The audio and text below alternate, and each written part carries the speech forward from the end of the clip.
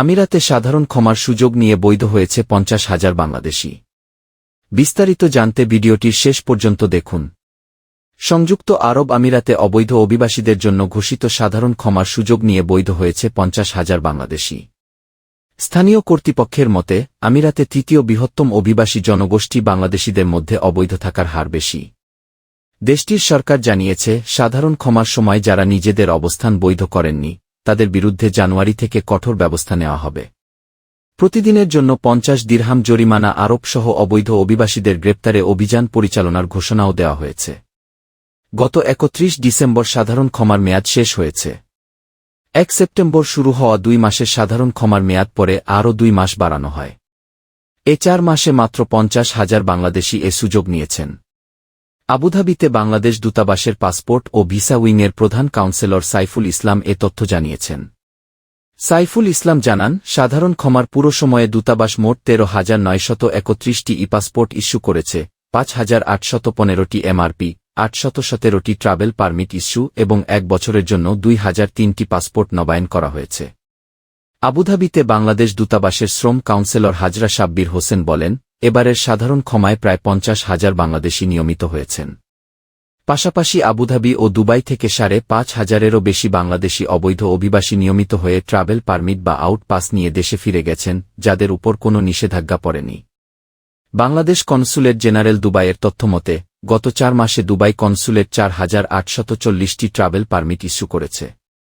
এ সময় e-passport issue হয়েছে 47,609টি, MRP passport 7,175টি এবং পাসপোর্ট সেবা দেওয়া হয়েছে প্রায় 70,000 প্রবাসীকে। সাধারণ ক্ষমার আওতায় কতজন প্রবাসী দুবাই কনস্যুলেটের অধীনে নিয়মিত হয়েছেন এ বিষয়ে তিনি বলেছেন, এখন পর্যন্ত স্থানীয় ইমিগ্রেশন কর্তৃপক্ষ থেকে এ সংক্রান্ত কোনো তথ্য পাওয়া যায়নি। তবে আবুধাবির federal authority for identity, citizenship, customs and port সিকিউরিটির মহাপরিচালক সুহেইল আল খাইলি জানান, সাধারণ ক্ষমার সুযোগ গ্রহণকারীদের মধ্যে 8% তাদের অবস্থান বৈধ করে আমিরাতে থেকে যাচ্ছেন এবং 1-2% তাদের অবস্থান বৈধ করে কোনোরকম নিষেধাজ্ঞা ছাড়াই দেশে ফিরে গেছেন। আমিরাতের মোট জনসংখ্যার 3/4 অভিবাসী। এ বিশাল জনগোষ্ঠীকে আইনশৃঙ্খলার আওতায় রেখে দেশের উন্নয়নে অন্তর্ভুক্ত করাই সাধারণ ক্ষমার মূল উদ্দেশ্য। গত 2 দশকে এ নিয়ে পঞ্চমবারের মতো এমন উদ্যোগ নেওয়া হয়। এর আগে 2003 সালে 3 লাখ, 2007 সালে 2,07,800, 2013 সালে 6,1,826 এবং 2018 সালে 1,05,000 অভিবাসী তাদের অবস্থান বৈধ করেছিলেন। স্থানীয় কর্তৃপক্ষের মতে, আমিরাতে তৃতীয় বৃহত্তম অভিবাসী জনগোষ্ঠী বাংলাদেশিদের মধ্যেই অবৈধ থাকার হার বেশি। এবার মাত্র 50,000 বাংলাদেশি তাদের অবস্থান বৈধ করেছেন। এর পাশাপাশি প্রায় 5,500 অবৈধ বাংলাদেশি ট্রাভেল পারমিট নিয়ে দেশে ফিরে গেছেন। এবারের সাধারণ ক্ষমার মেয়াদ বাড়ানো, আউট পাসের মেয়াদ সাধারণ ক্ষমার সময় পর্যন্ত বৃদ্ধি এবং ভ্রমণ ভিসায় থাকা ব্যক্তিদের সুযোগ দেওয়ার মতো উদার উদ্যোগ নেওয়া হয়। এমনকি অবৈধ অভিবাসীদের সন্তানদের রেসিডেন্সি নিশ্চিত করার সুযোগও দেওয়া হয়।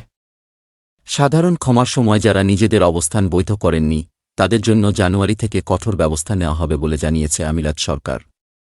প্রতিদিনের জন্য 50 দিরহাম জরিমানা আরোপসহ অবৈধ অভিবাসীদের গ্রেপ্তারে অভিযান পরিচালনার ঘোষণা দেওয়া হয়েছে দেশটির সরকারের পক্ষ থেকে।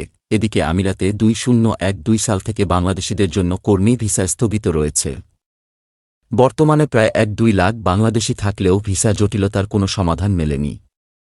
তবে 2025 সালের শুরুতে এই জটিলতা দূর হতে পারে বলে আশা করেছেন অভিবাসন সংশ্লিষ্ট ও প্রবাসীরা।